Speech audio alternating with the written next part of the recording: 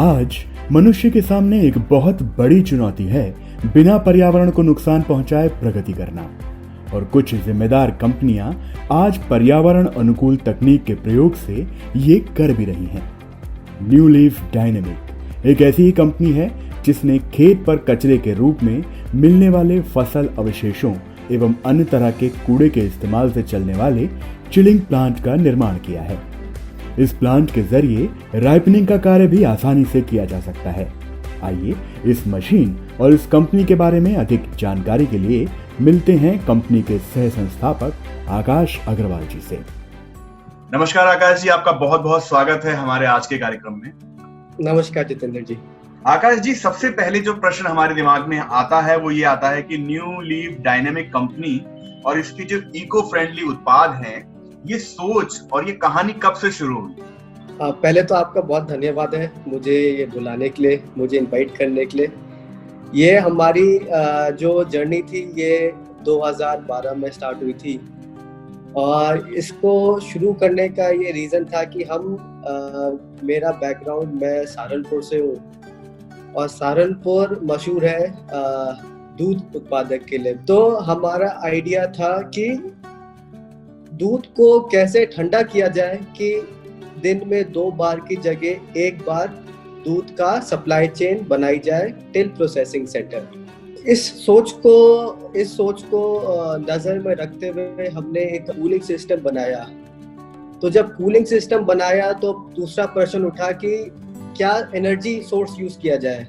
तो इस दूसरे प्रश्न का जो हमने हल निकाला ये था कि जो भी खेत का कूड़ा है, जैसे कि शुक्ला, बगदा, गोबर, इसको इस्तेमाल करके कूलिंग सिस्टम बनाया।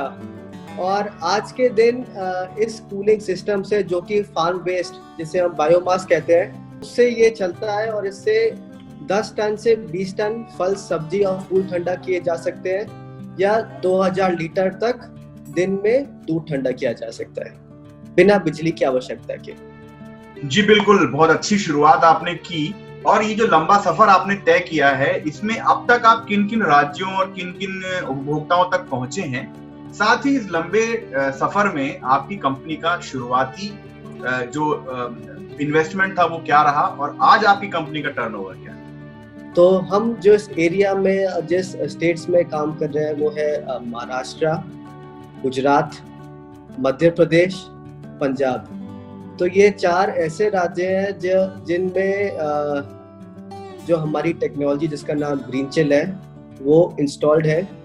और ये मशीनें किसान क्या इंस्टॉल्ड है, खेत पे इंस्टॉल्ड है और खेत के बेस से चलती है।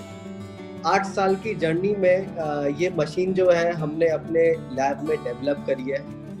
इस पे हमारे 2 पेटेंट हैं और ये मशीन डेवलप करने की, जो कि हमारे लैब में डेवलप हुई है, इसकी करीब 5 करोड़ इन्वेस्टमेंट लगी है। और ये 8 साल की जर्नी में आज तक हमने 40 मशीनें इंस्टॉल की हैं जो कि किसानों क्या और फार्मर प्रोड्यूसर कंपनीज क्या चल रही हैं। आप ये जो मशीन है ग्रीनचिल, इसके विषय में थोड़ा सा हमारे जो दर्शक हैं उन्हें संक्षिप्त में बताएं। तो हमारा जो इसमें एम है कि मशीन 365 दिन चले। तो इसके लिए हमने इसको एक मल्टीपर्पस बनाया है जिसमें कि लॉन्ग टर्म और शॉर्ट टर्म कोल्ड स्टोरेज की तरह इस्तेमाल किया जा सकता है। प्री कूलिंग करी जा सकती है। इसमें सेम मशीन में आम और केले पकाए जा सकते हैं 3 से 5 दिन के अंदर।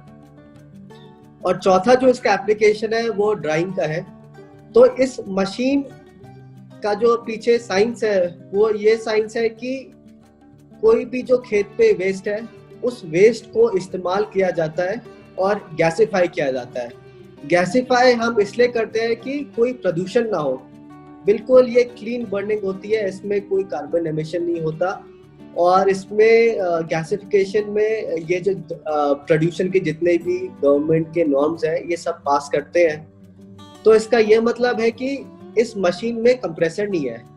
इस मशीन का जो प्राइमरी सोर्स ऑफ एनर्जी है ये बायोमास है और बायोमास को इस्तेमाल करके पानी गर्म किया जाता है और गर्म पानी से कूलिंग स्टार्ट होती है। थोड़ा सा मेरे मन में ये प्रश्न आ रहा है कि क्या इस मशीन को, इस कोल्ड स्टोरेज को चलाने के लिए किसी विशेष ट्रेनिंग की आवश्यकता होती है? क्या वो भी आप प्रोवाइड करते हैं? ये जो क्वेश्चन है ये सिर्फ ट्रेनिंग पर नहीं है, इसमें किसान को काफ़ी तरह की ट्रेनिंग देनी पड़ती है। जैसे जब हम किसान के पास जाते हैं तो किसान को बैठाकर समझाना होता है बिजनेस मॉडल। तो पहले तो उन्हें समझाया जाता है कि अगर आपके ज़िले में जैसे कि संतरे हैं और संतरे साल में किस सीज़न में उगाए जाते हैं और संतरे को रखने का क्या फ़ायदा है कोल्ड स्टोरेज में, उनकी कितनी लाइफ है, रखने के बाद कितना दाम मिलेगा, ये बिजनेस मॉडल समझाया जाता है। तो ये सारी जानकारी देने के बाद हम किसान को ट्रेनिंग देते हैं कि ग्रीन चिल कैसे चलाया जाता है। ग्रीन चिल चलाना बहुत ही एक आसान मशीन है। ग्रीन चिल चलाना जैसे घर का एयर कंडीशनिंग यूनिट होता है, आपने बटन से ऑन कर दिया और टेम्परेचर सेट कर दिया, ऐसी ग्रीन चिल चलाना सरल है। आपने बटन से ऑन कर दिया और दिन में एक बारी या 2 दिन में एक बारी उसमें बायोमास डाल दिया, और बायोमास डालने के बाद मशीन ऑटोमेटिकली आपका जो सेट टेम्परेचर है, जो कि -2 से +25 डिग्री सेल्सियस के बीच में है, आप टेम्परेचर सेट करने का machine automatically on off cut off अपने आप होती है। तो ये बेसिक ट्रेनिंग दी जाती है कि मशीन चलाने की। और तीसरा जो सब चीज को जोड़ता है वो है मार्केट लिंकेज। तो जब ये सब चीजें जुड़ जाती हैं तो किसान के लिए एक मॉडल बन जाता है, और किसान जब उसे मॉडल को अडॉप्ट करता है और पास वाले जो आसपास के किसान हैं वो देखते हैं, तो एक मुहिम बनती है कि लोग अपने आप से जुड़ते चले जाते हैं ग्रीन चिल टेक्नोलॉजी से। और ऐसे ही हो रहा है। हमने आज के दिन 4 राज्यों में क्लस्टर्स बना रखे हैं, और जहाँ हर क्लस्टर में 20 किलोमीटर के रेडियस में 10-10 मशीनें इंस्टॉल्ड हैं। तो ये कितने में पड़ जाता है हमारे किसान को, और इसे भविष्य में आप सस्ता करने के विषय में क्या सोच रहे हैं?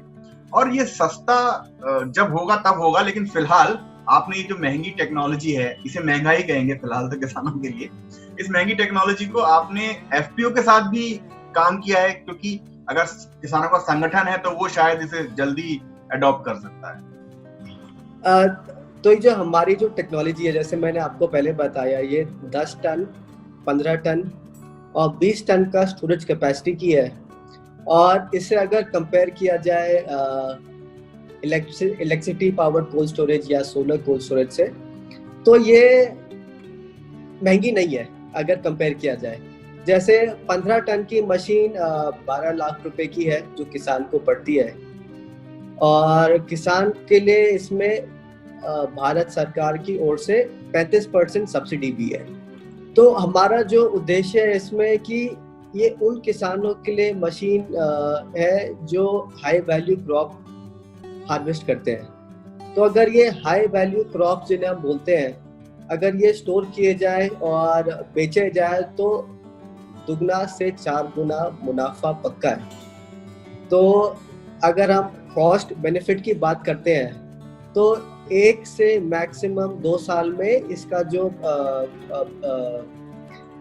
रिटर्न है वो रिकवर हो जाता है। तो जो नीमच के हमारे किसान हैं, नीमच मध्य प्रदेश के, ये मार्च के पहले हफ्ते में संतरा कोल्ड स्टोर में सॉर्टिंग, ग्रेडिंग और वैक्सिंग करके डालते हैं। और मार्च के पहले हफ्ते में संतरे का रेट होता है 20 से 25 रुपए किलो थोक में। और अगर किसान इसे अप्रैल के आखिरी हफ्ते तक स्टोर कर लेते हैं तो किसान को 40 से 60 रुपए किलो मिलता है। तो ये आप समझिए कि केवल आप 8 हफ्ते में किसान को डबल मुनाफा हो रहा है। और जहाँ तक एफपीओ की बात है, तो हम एफपीओ के साथ भी काम करते हैं। हम गुजरात और यूपी में हम एफपीओ के साथ काम करते हैं। आपकी जो कंपनी है न्यू लीफ, वो केवल ग्रीन चिल पे काम कर रही है या आने वाले समय में और कुछ टेक्नोलॉजी आपके द्वारा प्रोवाइड की जाएगी? और अगर वो उस पर काम चल रहा है तो कब तक बाजार में आने की संभावना है? थोड़ी सी अपनी आने वाली जो टेक्नोलॉजी है उसके विषय में हमारे दर्शकों को। तो और भी जो एप्लीकेशंस हैं हम इस पे काम कर रहे हैं, जैसे कि आइस मेकर। मछली, जो भी मछली पालन करते हैं उन्हें अगर दूर मार्केट में मछली को लेके जाना पड़े तो आइस की आवश्यकता होती है, आइस फ्लेक्स की आवश्यकता होती है। तो हम अभी टेक्नोलॉजी पे काम कर रहे हैं जिससे कि 1000 किलो आइस दिन में इसी मशीन से बन जाए और इससे मछली कोस्टल एरियाज पे स्टोर हो जाए और वो 5 से 8 घंटे तक उसे ट्रांसपोर्ट किया जाए। आपको अब तक पिछले 8 सालों में किन सरकारी और गैर सरकारी संस्थाओं की तरफ से मदद प्राप्त हुई है, सहयोग प्राप्त हुआ है? साथ ही हमारे इस डिजिटल प्लेटफॉर्म पे बहुत सारे ऐसे लोग भी जुड़े हुए हैं जो स्टार्टअप करने की सोच रहे हैं या स्टार्टअप कर चुके हैं। उनके लिए कुछ आपके पास टिप्स हो, कुछ सुझाव हो, क्योंकि आपका जो सफर है वो काफी लंबा है। तो जो पहला सहयोग है वो एग्रीकल्चर डिपार्टमेंट का है। एग्रीकल्चर डिपार्टमेंट द्वारा 35% सब्सिडी अप्रूव की गई है ग्रीनचिल पे, और ये हिंदुस्तान के सारे राज्यों के लिए सब्सिडी है। जो जनरल एरियाज है उनके लिए 35% है और जो हिली एरियाज है उसके लिए 50% है, और ये सब्सिडी सारे किसान को भारत सरकार की ओर से उपलब्ध कराई गई है।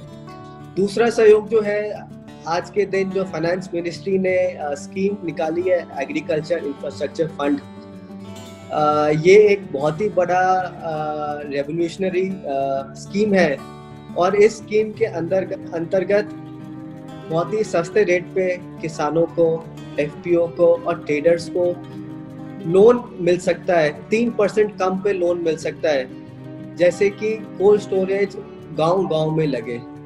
दूसरी चीज जो मैं बताना चाहूँगा आज के एंटरप्रेन्योर्स को जो स्टार्टअप करते हैं, शुरू कर रहे हैं अपना, ये एग्रीकल्चर एक नेक्स्ट आईटी सेक्टर है, और इसमें आप इन्वेस्टमेंट खोजिए मत।